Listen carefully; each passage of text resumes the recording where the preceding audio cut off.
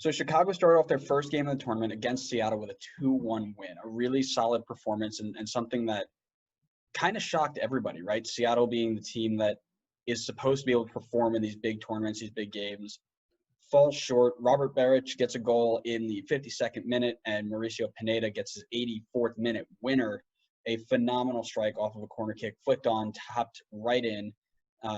Start off to a flyer. They looked really good overall. And San Jose, on the other hand, my goodness. I don't know what to say about San Jose. Yes, they pulled off a win 4-3 against Vancouver in, quite frankly, one of the most wild games I've ever seen in my life. And we will talk about that in depth in our podcast. So make sure you take a look at that if you want to see our in-depth reaction to that game.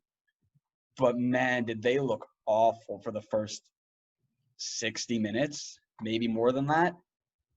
And then all of a sudden they're like, oh, Wando comes on. Let's all just win games and be old school San Jose. Goonie magic, baby. They scored 3 goals in the 72nd, 81st, and 98th minute. Unreal stuff.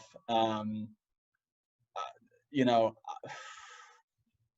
I just got nothing to say. I think it was this game where this Vancouver San Jose game where somebody had commented on our tweet of our recap of that game, our predictions of that game, and said, I think Adam took this game and said something like 0-0 or 4-4, nobody really knows. And he goes, what type of analysis is that? And I replied to him, the type of analysis you get from a tournament that nobody understands and the results make no sense, and then that game happens. That tweet was further deleted after that because they didn't want to deal with us. But I don't know what to say about San Jose. I think Chicago, were a much stronger squad, a much better squad overall. And yeah, I can't get behind the San Jose bandwagon right now, even though they performed pretty well in the last 10 minutes of that game. I don't think they've got the legs to push through and make that a long time successful team. Again, on Chicago, I'm going to watch the Robert Beric again. He reminds me so much of Nemanja Nikolic, I think he is like Nemanja Nikolic cutout. He is literally just the same exact player, and I think he's going to find a lot of success in Chicago if he can keep getting fed those balls. So he's my player to watch again, and I'm only going to go with one there because he's really the only person I got to look at. I'm not worried about anybody else, if that makes sense. On San Jose's side, can somebody on the back line defend? Can Daniel Vega make a save? Vega has been awful, and he had a good game, his first game against Seattle. Thank you, and kept the scoreless tie against Seattle, but he was awful in this last game. So I'm obviously going to keep an eye on Vega, and I've talked a lot about how bad Vega is, but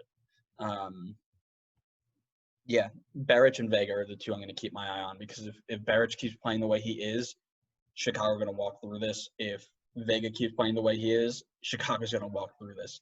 I'm going to go 1-0 Chicago, though, just because, I don't know.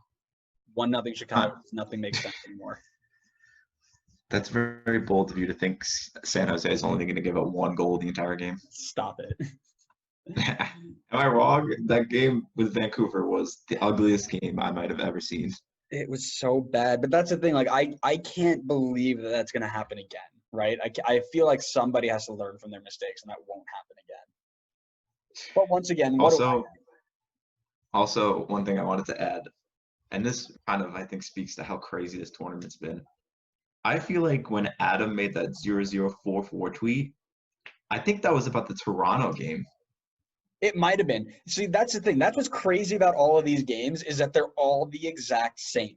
Nobody knows what's going on. 9 goals a game, 4 red cards. Let's have fun with it. I'm done. It's so entertaining, though. So much fun. So much fun.